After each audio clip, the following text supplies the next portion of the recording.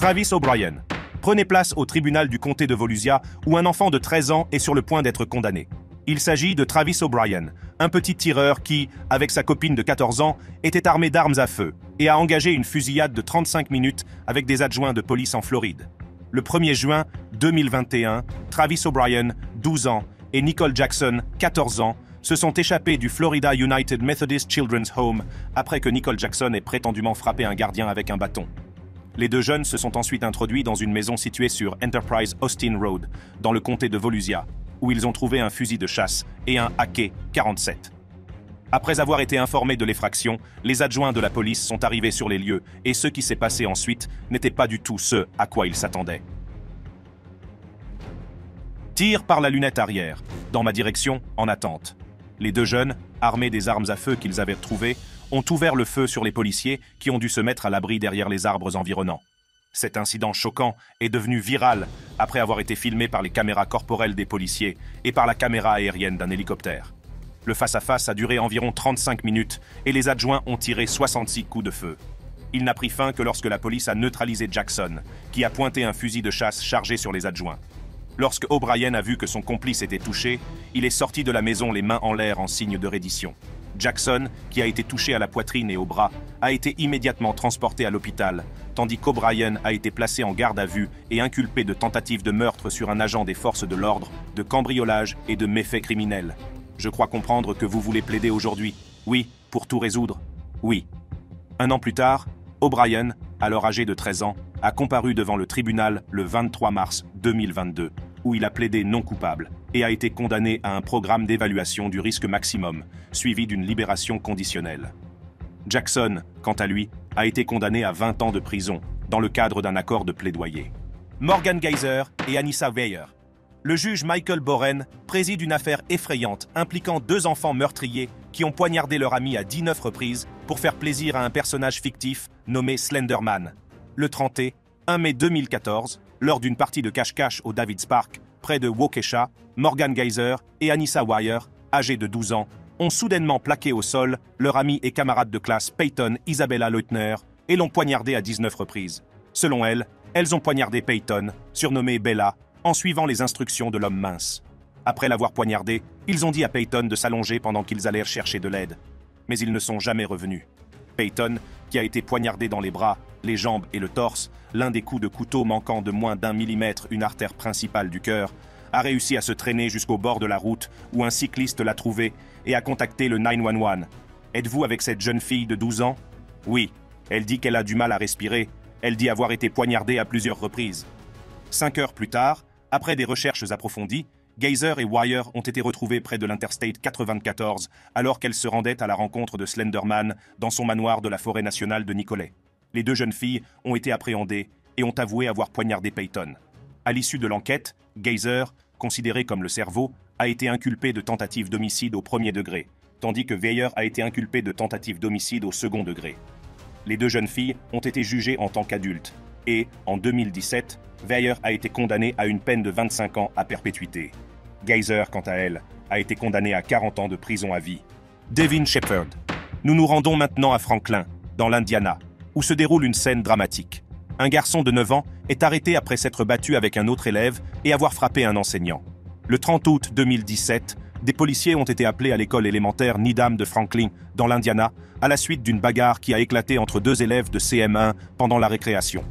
Selon les rapports, Devin Shepard, 9 ans, autiste, s'est battu avec son camarade de classe et lorsqu'une enseignante a tenté d'intervenir, Shepard l'a frappé. Alors que la police arrivait sur les lieux, le père de Devin Shepard, Ronnie Shepard, a lui aussi été appelé à l'école. Dans une tournure déchirante des événements, la police a procédé à l'arrestation du garçon de 9 ans, que l'on pouvait voir sangloter alors qu'il était menotté. Il a été inculpé de coups et blessures et de méfaits criminels. À un moment donné de la vidéo, on entend Devin, toujours en train de sangloter, dire à son père « Au revoir, papa, je t'aime », comme s'il n'avait jamais été là. « Je t'aime », comme s'il n'allait plus jamais voir son père. « Au revoir, papa, je t'aime. Je t'aime, mon pote. Je serai là tout de suite. » L'incident a été filmé par Ronnie Shepard, qui a commencé à enregistrer dès qu'il a vu que son fils était arrêté et emmené. La vidéo, qui a ensuite été partagée en ligne, a suscité l'indignation des internautes, d'autant plus que le jeune Shepard était autiste et qu'on disait qu'il s'était défendu après avoir été malmené. Le père de Ronnie a également confirmé que son fils était victime de brimades à l'école et que rien n'avait été fait, même après qu'il en eût fait part au directeur de l'établissement. Il l'a dit au directeur de l'école et beaucoup de membres du personnel ici, en charge de la récréation ou du déjeuner des brimades, et ils n'ont rien fait pour le protéger ou quoi que ce soit d'autre. Alors que la police locale affirme que ces agents ont suivi la procédure appropriée lorsqu'ils ont arrêté le garçon, de nombreuses personnes qui ont vu la vidéo pensent qu'ils sont allés trop loin. Heureusement, Devin Shepherd n'a été détenu que 20 minutes avant d'être relâché, et toutes les charges retenues contre lui ont été abandonnées. Lionel Tate, j'ai une enfant. Elle ressemble à « Elle ne respire pas ». J'ai essayé de faire un massage cardiaque. Pouvez-vous voir si elle respire ou non? Elle ne respire pas. Au tribunal du comté de Broward, la sentence controversée de Lionel Tate, 13 ans, est en cours. Le jeune garçon est accusé d'avoir assassiné une fillette de 6 ans chez lui. Le 29 juillet 1999, Tiffany Eunick, 6 ans, a été sauvagement assassinée par son camarade de jeu, Lionel Tate, 12 ans. Ce jour-là, Tiffany se trouvait chez Lionel après que sa mère, amie de la mère de Tate, eut décidé de la déposer chez lui. Les deux mères avaient l'habitude de s'aider mutuellement à s'occuper des enfants. Au bout de 45 minutes, Tate a signalé à sa mère que Tiffany ne respirait plus. Elle a immédiatement contacté la mère de Tiffany et le 911. Lorsque la fillette de 6 ans a été transportée d'urgence à l'hôpital, son décès a été constaté. L'autopsie a révélé qu'elle avait le foie lacéré, une côte fracturée et le cerveau enflé. Son cou, ses jambes et ses pieds étaient également gravement meurtris, et ses blessures ont été décrites comme similaires à celles qu'elle aurait subies en tombant d'un immeuble de 3 étages. Après enquête, il s'est avéré que Lionel Tate était son meurtrier. À l'époque, Tate était anormalement grand pour son âge et pesait 166 livres. Tiffany, quant à elle, était plutôt petite et ne pesait que 46 livres. L'enquête a révélé que Tate l'avait brutalement battu, même s'il a prétendu qu'il ne faisait que lui montrer des mouvements de catch professionnels qu'il regardait à la télévision. Il a été accusé du meurtre au premier degré de Tiffany Eunick et a été jugé comme un adulte. En 2001, Tate a été reconnu coupable du crime. Quelques jours après son 14e anniversaire, le juge a condamné Lionel Tate à la prison à vie, sans possibilité de libération conditionnelle. Incarcération pour toute la durée de la vie. Daniel Bartlam. Rendez-vous à la Nottingham Crown Court, où Daniel Bartlam, 15 ans, est sur le point d'être condamné pour le meurtre brutal de sa mère. Selon lui, le meurtre a été inspiré par le feuilleton Coronation Street, où un méchant assassine une femme à coups de marteau. Installez-vous confortablement et plongez-vous dans l'une des affaires les plus choquantes impliquant un mineur. Le 25 avril 2011, la police a été alertée d'un début d'incendie dans une maison de Georgia Drive, à Red Hill, dans le Nottinghamshire. À l'arrivée de la police, le corps d'une mère de 47 ans, Jacqueline Bartlam, a été retrouvé. Heureusement, ses 2 fils, Daniel Bartlam, 14 ans, et son jeune frère, ainsi que leur chien, sont indemnes. Cependant, la police a rapidement découvert que le départ de feu n'était pas accidentel, l'autopsie ayant révélé que Jacqueline Bartlam était décédée des suites de blessures à la tête. Selon une première déclaration de Daniel Bartlam, sa mère avait été tuée par un intrus. Cependant, il s'est ensuite rétracté, affirmant qu'il avait tué sa mère dans un accès de rage à la suite d'une dispute. L'enquête a rapidement démontré qu'il s'agissait d'un mensonge. Avant l'incident, Daniel était obsédé par les jeux vidéo violents et les films d'horreur, passant la plupart de son temps libre à jouer à ces jeux et à regarder des émissions effrayantes. Il n'a pas tardé à préparer le meurtre de sa mère en s'inspirant de l'un de ses feuilletons préférés, Coronation Street. L'un des personnages, John Stape, avait brutalement assassiné une femme à l'aide d'un marteau. Après avoir examiné son ordinateur, les détectives ont trouvé une histoire supprimée qu'il avait écrite et dans laquelle un personnage nommé Daniel Bartlam avait assassiné sa mère de la même manière.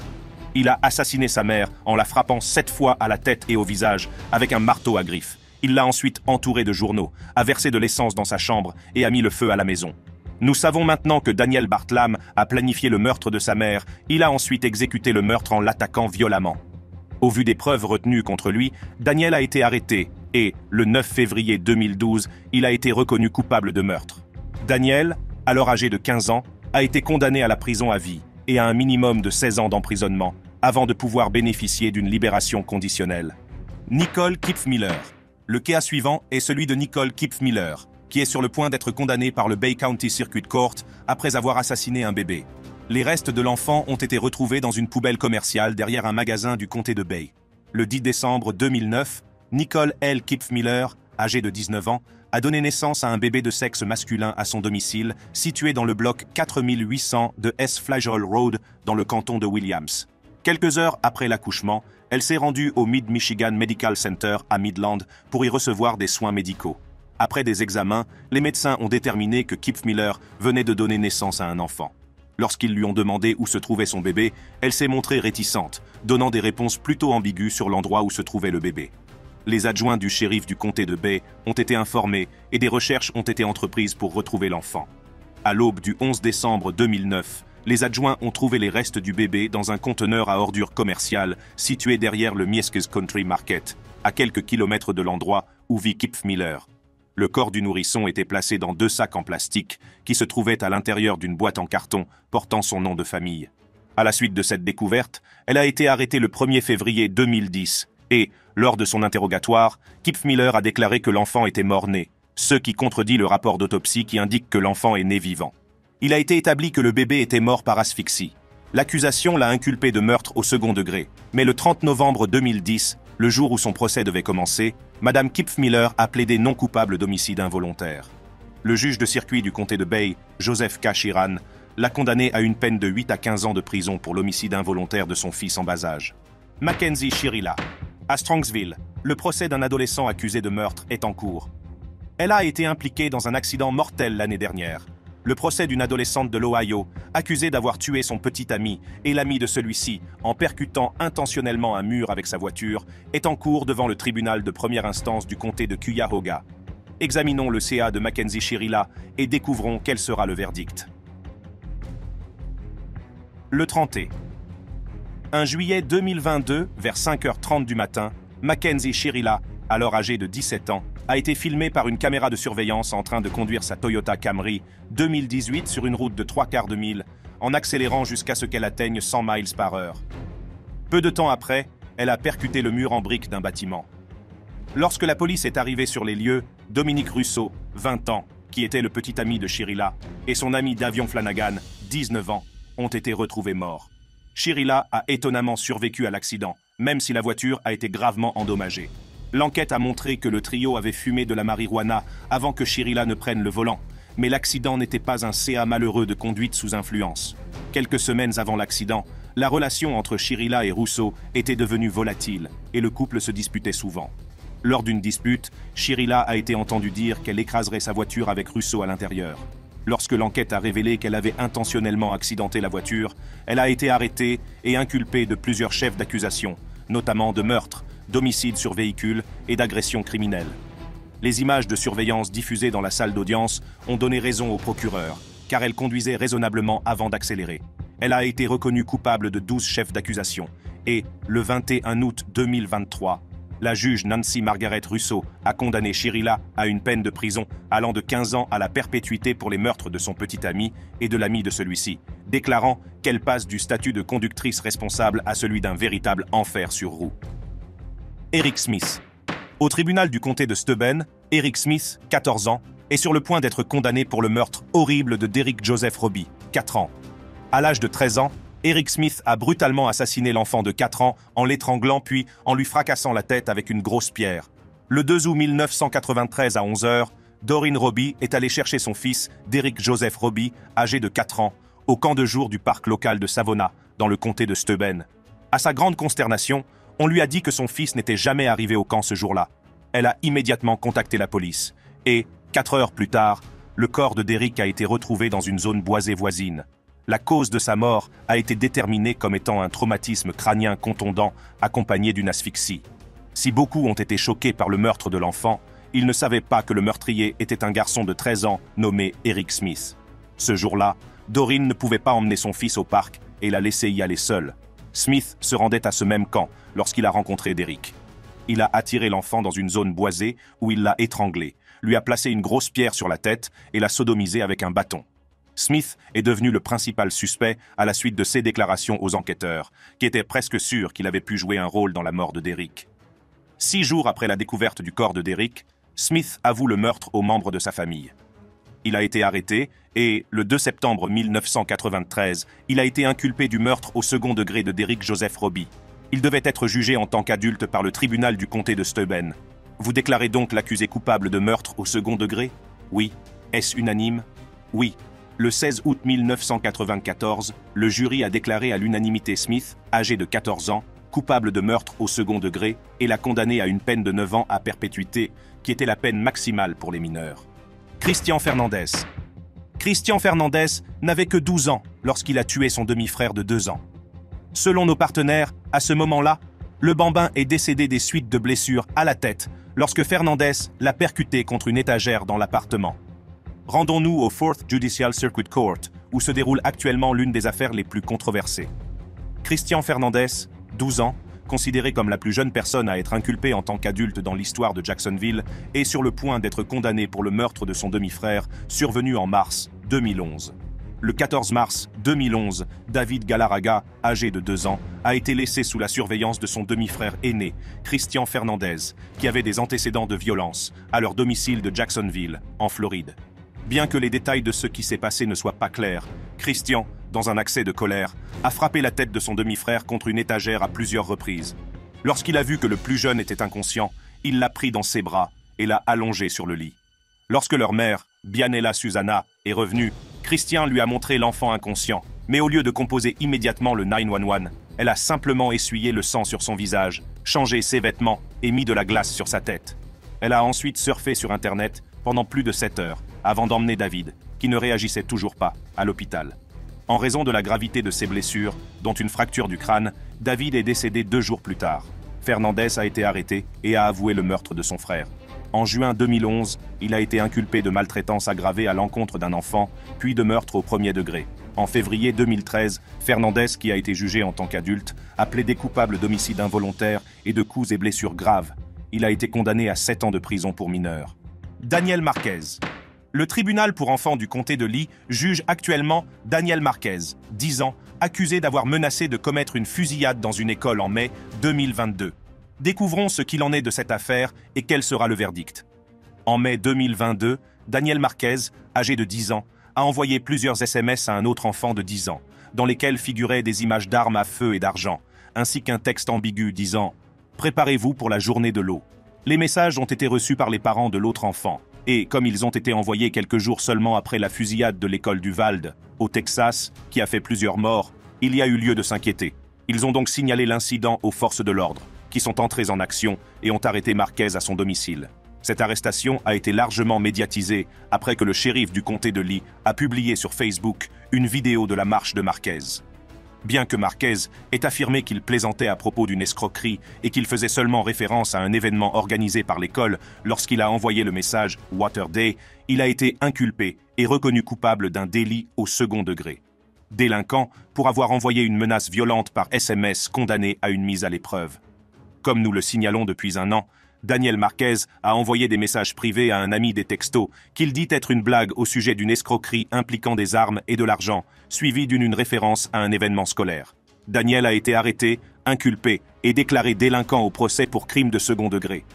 Lors de son procès en juillet 2023, la juge du comté de Lee, Caroline Swift, a condamné Marquez à une mise à l'épreuve dont elle n'a pas précisé la durée. Toutefois, les conditions de la probation comprenaient un couvre-feu de 18h à 6h du matin, un cours de déjudiciarisation et une comparution devant un conseil de responsabilisation de quartier. Il a également été demandé à Marquez de rédiger un essai de 500 mots définissant un traitement scolaire et ce qu'il a appris de son propre chaos. Antonio Barbeau. Nous nous rendons dans une salle d'audience du comté de Sheboygan où Antonio Barbeau, 14 ans, est sur le point d'être condamné. L'adolescent a été arrêté et a plaidé non contestataire pour homicide volontaire au premier degré après avoir tué sa grand-mère de 78 ans à l'aide d'une hachette. Le 17 septembre 2012, Antonio Barbeau, 13 ans, et son meilleur ami Nathan Paapé se sont rendus à l'appartement de l'arrière-grand-mère de Barbeau, Barbara Olson, à Sheboygan. Malheureusement, il ne s'agissait pas d'une visite amicale, car les 2 jeunes gens avaient prévu de la cambrioler et de la tuer. Une fois sur place, leur victime sans méfiance les a accueillis à la porte, mais dès qu'elle a tourné le dos, Barbeau l'a frappée à la tête avec l'extrémité émoussée d'une hachette. Paap, armé d'un marteau, l'a également frappée et ils ont continué jusqu'à ce qu'ils soient sûrs qu'elle était morte. Le duo l'a ensuite volée et s'est enfui avec sa voiture en laissant le corps d'Olson dans le garage. Le meurtre n'a pas tardé à être signalé et les policiers ont immédiatement entamé l'enquête. Ils ont retrouvé le véhicule volé, son sac à main, les armes du crime et une feuille de classe sur laquelle était inscrit le nom de Nate. La police a pu remonter jusqu'à Paap et les amis meurtriers ont été arrêtés. Les deux garçons ont été inculpés d'homicide volontaire au premier degré et Barbeau a plaidé non coupable. Le 12 août 2013, Antonio Barbeau, aujourd'hui âgé de 14 ans, a comparu devant le tribunal pour le prononcer de sa peine. Juste avant sa condamnation, il a tenté de lire une déclaration à la salle d'audience. Il y a un mensonge qui circule, les médias, le procureur et beaucoup d'autres personnes disent que je suis un tueur insouciant au cœur froid. Ce n'est pas vrai. Cependant, il a fondu en larmes à un moment donné, et son avocat a dû lire le reste de la déclaration. Malgré ce moment d'émotion, le meurtre brutal de Barbara Olson est inexcusable. Pour le rôle qu'il a joué dans son assassinat, Antonio Barbeau a été condamné à la prison à vie avec possibilité de libération conditionnelle au bout de 36 ans. Paapé a également été condamné à la prison à vie. Taylan. Toujours à propos d'enfants qui ont été emprisonnés pour des raisons farfelues, allons jusqu'à Montgomery, en Alabama, où un garçon de 9 ans, simplement identifié comme Taylan, est sur le point d'aller en prison. Son crime, il a volé des bonbons. Découvrons les détails de cette affaire et son issue. Allez, viens mec maman, je ne veux pas aller en prison. Non monsieur, je suis désolé monsieur. Je suis désolé. Un garçon de 9 ans, Taylan, a été arrêté après que sa mère a appelé la police. Bien que le récit des événements varie, le consensus populaire est que sa mère l'a surpris avec une barre chocolatée volée. Dès qu'elle a vu la barre chocolatée, elle l'a menacé en lui disant qu'il allait aller en prison. Selon un autre récit, Taylan était connu pour malmener des enfants plus jeunes dans une garderie et était généralement un enfant méchant. Sa mère, qui en avait assez de son attitude, a décidé d'appeler la police. Cela semble avoir eu un effet sur lui. Dès que Taylan a vu les policiers, il s'est mis à pleurer et à supplier sa mère en lui répétant qu'il était désolé. À un moment donné, il s'est mis à crier très fort en suppliant qu'il ne voulait pas aller en prison, alors qu'on lui mettait les mains derrière le dos. « Non, maman! Non! Maman! S'il te plaît, je suis désolé. C'est ce que nous pouvons gérer. Nous ne pouvons pas t'aider un jour. Un jour, nous ne pourrons plus t'aider. » Ces supplications n'ont pas empêché les policiers de lui passer les mains dans le dos et de le menotter. Qu'il s'agisse d'une leçon donnée par la mère de Taylan pour apprendre à son fils à bien se comporter, sa réaction à la présence des policiers prouve qu'elle a peut-être pris les bonnes mesures. Il n'a pas été précisé si Taylan a été placé en détention ou libéré le jour même. Quoi qu'il en soit, un enfant de 9 ans qui va en prison pour avoir volé des bonbons et s'être livré à des actes d'intimidation est l'une des raisons les plus folles pour lesquelles un enfant doit être arrêté. Derek et Alex King. Prenez place au tribunal du comté d'Escambia où se déroule actuellement la condamnation de deux jeunes tueurs. Derek, 13 ans, et Alex King, 12 ans, avaient brutalement assassiné leur père pendant son sommeil en novembre 2001. Leur procès et leur condamnation sont considérés comme l'une des affaires les plus controversées de l'histoire du pays. Le 26 novembre 2001, Terry King dormait paisiblement lorsque ses deux fils, Derek et Alex King, sont entrés dans sa chambre et l'ont battu à mort avec une batte de baseball en aluminium. Il a été battu si violemment que son sang a giclé sur 12 pieds à travers la pièce. Après avoir tué leur père, les deux garçons ont décidé de mettre le feu à leur maison de cantonnement, en Floride, afin de dissimuler leur crime. Ils se sont ensuite réfugiés dans la caravane de Ricky Chavis, un ami de la famille, qui les a cachés et a tenté de dissimuler les preuves de leur crime en lavant le sang sur leurs vêtements. Dès que les restes de Terry King ont été découverts, les enquêteurs ont senti un acte criminel et ont décidé d'interroger Derek et Alex King. Dans un premier temps, les garçons ont affirmé avoir tué leur père parce qu'il leur donnait souvent la fessée. Plus tard, ils ont modifié leur déclaration en disant qu'ils avaient commis le meurtre parce que Chavis les avait convaincus. À un autre moment, ils ont affirmé que Chavis avait réellement commis le meurtre et les avait convaincus de porter le chapeau. Alex a également déclaré qu'il avait eu des relations sexuelles avec Chavis qui, selon eux, les traitait mieux que leur père. Un procès a été organisé pour les deux frères King, qui ont été jugés en tant qu'adultes. En novembre 2002, les deux garçons ont plaidé coupables de meurtre au 3e degré. Derek a été condamné à 8 ans de prison avec libération conditionnelle au bout de 7 ans, tandis qu'Alex a été condamné à 7 ans avec libération conditionnelle au bout de 6 ans. Une fillette de Floride. Enfin, nous nous rendons à Port-Orange, en Floride, où une fillette de 11 ans, simplement identifiée comme Eva, a été arrêtée après avoir envoyé un SMS farceur au 911 pour signaler l'enlèvement de son ami. Découvrons comment ce drame va se dérouler pour toutes les personnes impliquées. En juillet 2023, un répartiteur du centre de communication du shérif reçoit à 9h45 un texto d'une fillette de 11 ans qui prétend que son ami de 14 ans vient d'être enlevé. Elle a expliqué au dispatcher qu'elle suivait le ravisseur et la personne enlevée dans une Jeep bleue. Pendant 1h30, elle a continué à envoyer des SMS dont certains décrivaient le ravisseur présumé qui, selon elle, était armé. Après avoir localisé le téléphone portable utilisé pour envoyer les textos à la police, les adjoints du comté de Volusia ont pu localiser son domicile à Port-Orange. À 10h23, ils sont arrivés au domicile où ils ont rencontré la jeune fille, identifiée plus tard comme étant Eva. Selon son père, elle était à la maison depuis le matin. Interrogée, Ava a révélé qu'il s'agissait d'une farce et qu'elle avait eu l'idée de relever un défi sur YouTube en disant qu'elle pensait que ce serait drôle. Cependant, les adjoints de police n'ont pas du tout apprécié la plaisanterie et Ava a été menottée et arrêtée. « Restez calme, vous pouvez parler à vos parents. Nous pouvons ouvrir la fenêtre et te laisser leur parler. Rien ne t'arrivera, tu comprends ça? D'accord. » Les images de la caméra corporelle montrent la police en train de l'arrêter. À un moment donné, ils ont dit à la jeune fille effrayée de rester calme car il ne lui arriverait rien, mais ils espéraient qu'elle tirerait une leçon de ce qui s'était passé. Je vous le dis tout de suite, tu vas prendre ça comme une leçon. À 11 ans, si tu fais quelque chose de stupide à l'avenir, tu apprécieras ces menottes. Je ne recommencerai pas. Elle a été accusée d'avoir fait un faux rapport de police concernant l'utilisation d'une arme à feu de manière violente, ce qui constitue un crime, et d'avoir abusé du 911, ce qui constitue un délit. Elle a ensuite été transférée au Volusia Regional Juvenile Detention Center, où elle devrait bientôt comparaître devant un juge. De l'enfant arrêté pour avoir volé une barre chocolatée à ceux qui ont été arrêtés pour avoir commis un meurtre de sang-froid, cette vidéo de 15 enfants qui sont allés en prison pour des raisons folles montre que personne n'est au-dessus de la loi, quel que soit son âge. Si vous souhaitez voir d'autres vidéos de ce type, cliquez sur les cartes qui s'affichent sur votre écran et je vous attends.